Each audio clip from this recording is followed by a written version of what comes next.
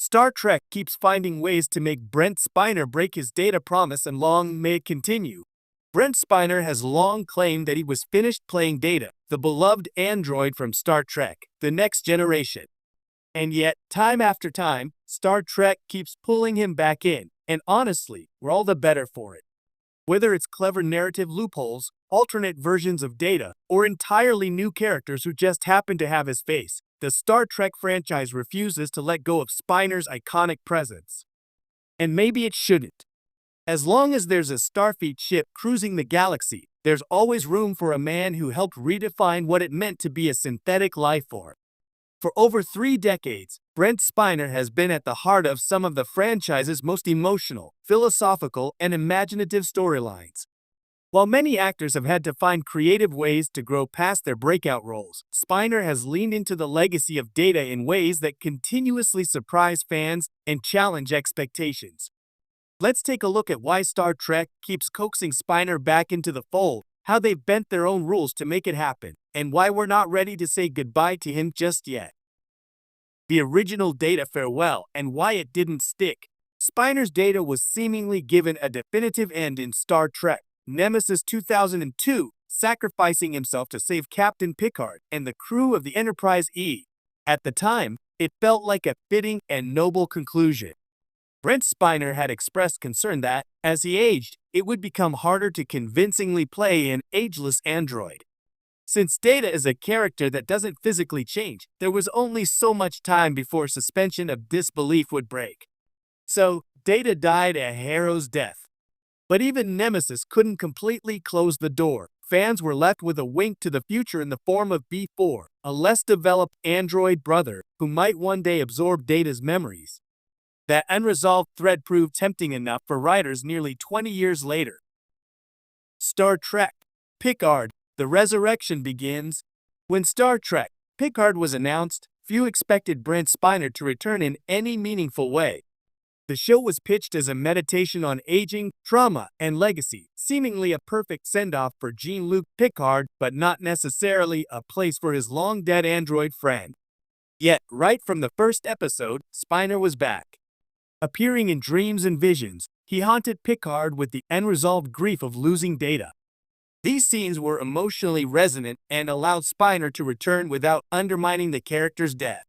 In fact, they enhanced it, offering a rare look at the aftermath of loss in a universe often defined by clean endings. And then came the Season 1 finale, when Data was revealed to still exist in a quantum simulation. What followed was a tearful farewell, this time on Data's own terms. It was poetic, meditative, and beautifully acted. And once again, it seemed like a definitive end. This time, Spiner himself said that's it, no more Data. Not Data? No problem. Enter Dr. Alton Inigo soon. But Star Trek is nothing if not clever with its casting. While Data may be gone, Brent Spiner wasn't. In Picard Season 1, Spiner also portrayed Dr. Alton Inigo Soon, a previously unknown son of Data's creator, Dr. Noonien Soon. It was a brilliant workaround, used the actor without violating the character's conclusion. Dr. Soon was layered, mysterious, and offered a fresh lens into the ethical gray areas of synthetic life creation. Spiner delivered a restrained but charismatic performance, clearly enjoying the chance to stretch within the Star Trek sandbox without rehashing his most famous role. And it wouldn't stop there. Season 3, Star Trek's boldest trick yet. Picard Season 3 went all out with the nostalgia, reuniting the TNG cast and delivering what many considered the true final voyage of the Enterprise D crew. Brent Spiner returned once more, this time playing yet another new version, a hybrid being created from Data, lore, B4, Lao, and Soon's own work.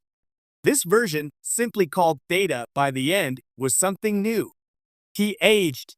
He had emotions. He could joke, feel fear, and even be unsure of himself. In effect, this Data was finally human, just as the original always wished to be. It was a brilliant storytelling sleight of hand that allowed fans to get their favorite character back, while staying true to his long-standing arc.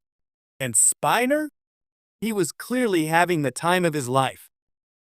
Brent Spiner's No More Data promises are part of the fun now.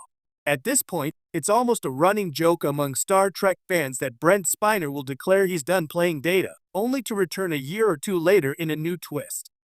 In interviews, he's explained that he never wants to cheapen the character's sacrifice, and that's a valid concern. But Star Trek has found ways around this that are both respectful and inventive. In many ways, the recurring return of Spiner is emblematic of the franchise's strengths. Star Trek doesn't let its characters become static. It embraces change, multiplicity, and redefinition. Data might be dead, but his soul, his influence, and his face live on.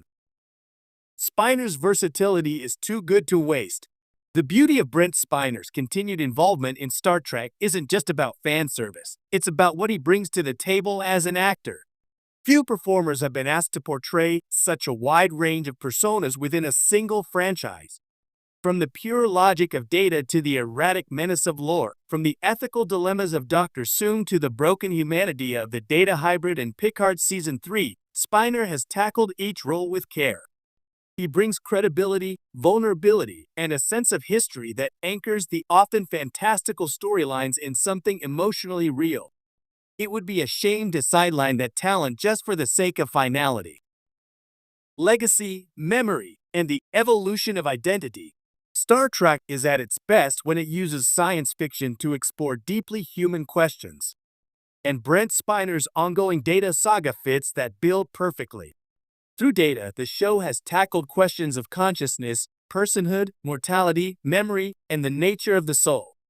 Now, with the emergence of new synthetic life forms and hybrid beings, the story is evolving into new territory. What does it mean to be the same person if your body changes? If your memories live on in another, are you still alive? If you were built to be ageless, how do you face change? Bringing Spiner back again and again isn't just nostalgia. It's a way of wrestling with these profound questions, of showing how characters and people are never truly finished. They live in memory, in legacy, and sometimes in alternate versions of themselves. Fans aren't ready to say goodbye, and neither is Star Trek. Brent Spiner's connection to Star Trek is practically unbreakable. The fanbase has embraced every iteration, every twist, every resurrection. Whether he's offering comic relief, heartbreaking drama, or unsettling mystery, Spiner's presence is always a highlight. And the franchise knows it. While some actors have distanced themselves from their Trek roles over time, Spiner has remained deeply connected, attending conventions, participating in new shows, and always willing to return if the story justifies it. The fans don't want to say goodbye, and clearly, neither does the franchise. And maybe they shouldn't.